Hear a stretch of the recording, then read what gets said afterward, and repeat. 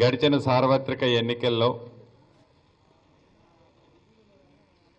తెలంగాణ రాష్ట్రంలో మార్పు కావాలని, మార్పు రావాలి అని రాజకీయంగా తెలుగుదేశం పార్టీకి ఏమి లాభం వస్తోంది అన్నదానికంటే కూడా ప్రజలు ఏమి కోరుకుంటున్నారో, ప్రజా అభిప్రాయం ఏముందో దానికే మా మద్దతు తెలపాలి అని, రాజకీయంగా లబ్ధి ఏమి జరుగుతుంది అని ఏ రాజకీయ పార్టీ అయినా ఆశిస్తుంది, ఆలోచిస్తుంది. కానీ తెలుగుదేశం నాయకులు కానీ, జాతీయ నాయకులు నారా చంద్రబాబు నాయుడు గారు కానీ, తెలుగుదేశం పార్టీకి తెలంగాణ రాష్ట్రంలో ఏమి లబ్ధి జరుగుతుంది అన్నదానికంటే ముందు తెలంగాణ బిడ్డలు, తెలంగాణ ప్రజలు ఏమి కోరుకుంటున్నారో, గత ప్రభుత్వంలో ఆ ప్రభుత్వం విఫలమైంది కాబట్టి ప్రజలు కోరుకునే ప్రభుత్వానికి మనస్ఫూర్తిగా 119 నియోజకవర్గాలలో తెలుగు తమ్ముళ్ళు, తెలుగుదేశం నాయకులు పూర్తి మద్దతుని తెలియజేశారు. కాబట్టే ఈనాడు తెలంగాణ రాష్ట్రంలో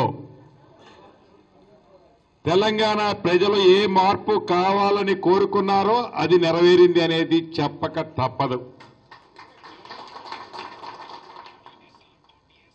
గడిచిన ఎన్నికల్లో ఉమ్మడి ఖమ్మం జిల్లాలోని 10 నియోజకవర్గాల్లో, ఉమ్మడి ఖమ్మం జిల్లానే కాదు యావత్ తెలంగాణ రాష్ట్రంలోని పాత 10 జిల్లాలలో అన్ని ప్రాంతాలలో ఎక్కడైనా కాంగ్రెస్ పార్టీ నాయకులు ఆదమర్చి నిద్రపోయారేమో కానీ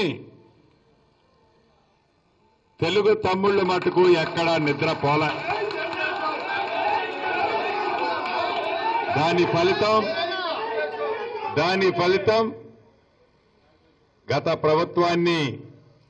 గత ప్రభుత్వం యొక్క అహంకారపూరితమైన నిర్ణయాలని చర్మగీతం పాడిందన్న సంగతి కూడా మనకి తెలియంది కాదు.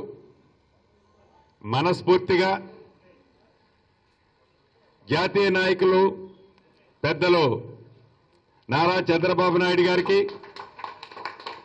అదే రకంగా లోకేష్ బాబు గారికి, తెలంగాణ రాష్ట్ర తెలుగుదేశం పార్టీ కార్యవర్గ సభ్యులకి, తెలంగాణ రాష్ట్రంలో ఉన్న తెలుగు తమ్ముళ్ళందరికీ నా తరపున, కాంగ్రెస్ పార్టీ తరపున మనస్ఫూర్తిగా ఈ వేదిక మీద నుంచి అభినందనలు, కృతజ్ఞతలు.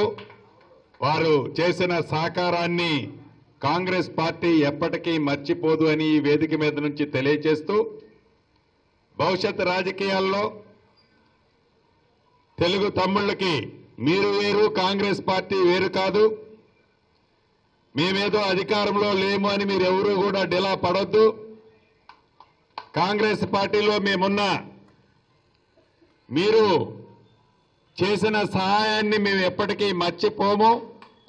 భవిష్యత్తు రాజకీయాల్లో, భవిష్యత్తు రాబోయే నడవడికలో మనందరం కలిసి ప్రయాణం చేద్దాము తెలంగాణ రాష్ట్రంలోనని మనస్ఫూర్తిగా మీ అందరికీ తెలియజేసుకుంటూ, మరొక్కసారి ముఖ్యంగా ఉమ్మడి ఖమ్మం జిల్లా ప్రజలు, తెలుగు తమ్ముళ్ళందరికీ నాయకత్వానికి అభినందనలు, కృతజ్ఞతలు తెలుపుకుంటూ సెలవు తీసుకుంటున్నాను.